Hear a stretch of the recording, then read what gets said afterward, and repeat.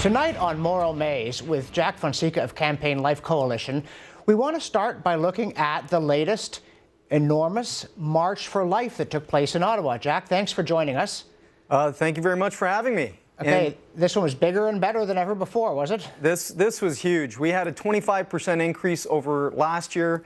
It's the biggest event in the event's 16-year history. We had 25,000 Canadians at Prime Minister Harper's doorstep and the doorstep of all members of Parliament there. And the reason I'm wearing this shirt here, this T-shirt instead of the usual suit, is the theme. It says "End Female Gendercide," which was the theme of the March for Life. And this was really a tremendous message that people were very upset about and very passionate about sending to our members of Parliament that female gendercide through sex-selective abortion is going on in Canada, and we want to put an end to it. And this is the barbaric, detestable practice of targeting baby girls in the womb for extermination just because they're girls. Yeah, and I think that this is a deliberate and I think a wise choice. That poster, I love that poster, to take on the most obviously odious aspect of abortion, not try to convince people on everything all at once, but to say, could we at least agree that this is absolutely wrong? Yep. 92% of Canadians, according to one survey, find it absolutely wrong that it has sex-selective abortion. Female gendercide has no place in Canadian society.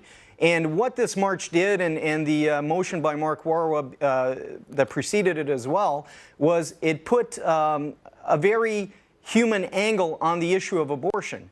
You know, the problem we've had over the past 30 years is that people have tended to look at the abortion issue as almost a preference claim. Well, I dislike abortion, but I wouldn't impose my religious views on other people. And the moral gravity of abortion has been lost. And with this focus on the human person, the fact that it's targeting baby girls, it puts the focus back on humanity, back on the fact that we are actually killing a human being, and it's a human rights issue, and it's much easier for people to see that. Because if you believe in female equality, then you must oppose female gendercide. If you believe in human equality, then you must agree that all human beings deserve human rights. Yeah, and I think the point that abortion on demand is not a feminist but an anti-feminist issue would embarrass people. I want to get to the coverage in a moment, but first I am going to ask you one pointed question. 25,000, that's a much higher number than I've seen. How do you come to that count for the number of people there? Well, last year, every year we have counters who hand count. They count at certain points in the march where you can count rows of people. They hand count. So last year we had 19,600 people was the official count. This year there was some traffic obstructions, so it was the count was a little bit more conservative, and it was 25,000. Okay, and yet, as far as I can tell, though, there was some coverage in the press, but outside of Sun News Network, surprisingly little, given that this appears to be the largest protest held every year on Parliament Hill. Well, it is. The CBC, you know, one reporter on the CBC, I watched a brief part of it, mentioned the March for Life in the context of the inability of some vehicle to get to Parliament Hill because there were hundreds of anti-abortion protesters at Parliament Hill at the March for Life. And, you know, having said that, a different reporter at CBC reported that there was 15,000 at one point as the people were building, as the crowd was gathering. So, you know, it is a bit, you know, it's crazy. It's the largest March for Life. This should be the topic of the largest annual event on Parliament Hill. It should be the topic of discussion ad nauseum on the media. You know, when they get a pot protest, you get these 75 people or 100 people at the Parliament Hill promoting the legalization of marijuana, you get hours upon hours of coverage. And here we've got 25,000 with scant coverage. Yeah, now, in my view, in part, the fact there was any notice of it at all, I mean, even there were some news stories that said, oh, look, Harper's in trouble now, his caucus is splitting. Well, at least they covered the issue.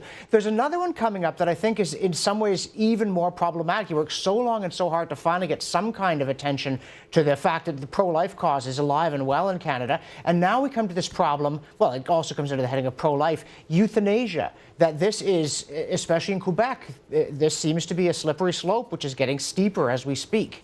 That's right. There's going to be a an anti-euthanasia march. It's called the Springtime March in Quebec City on Saturday, May the 18th. That's this coming Saturday. People can go find out about it at www.euthanasianothanks.org. And it shows that there's stiff resistance against the Quebec government's plans to introduce killing into the healthcare system as a form of medical care, which is outrageous. So the reason I'm excited by this campaign is there's a physicians alliance that's gotten behind it, and it's a well-respected organization, and they're called the Physicians Alliance for Total Refusal of Euthanasia. And their message, they've been running 30-second TV commercials in Quebec, and their message is fairly simple. It's killing is not health care. Let's not kill the patients, let's kill the pain. And they promote, universal access to palliative care and high-quality palliative care, so that people who are in pain, don't end up asking for euthanasia or assisted suicide simply because they're depressed and simply because they're in pain. Because pain control exists. We can control the pain today. And I think it's important, that slogan, let's not kill the patient, let's kill the pain, because you call this outrageous. I agree with you, and there's a place for preaching to the choir, but the big problem here, as with the desire to reduce the number of abortions in the country, is to reach people who aren't already persuaded, to find a way into their thinking about it in order to get them to consider the other side.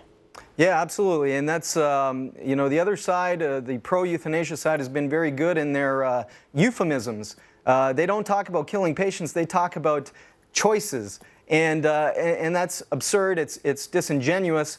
What's really happening here is the Quebec government, and there's a push right across the country, that wants to give doctors the right to kill their patients.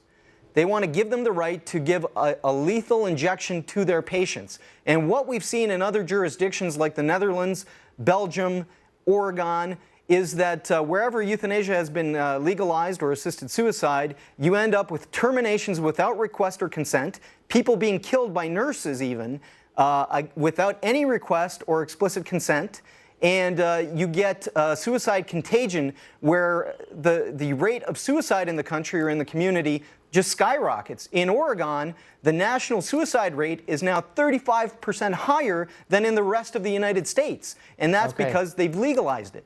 We certainly do look like we're lost in the moral maze. Thanks for trying to help lead us out, Jack Fonseca, Campaign Life Coalition.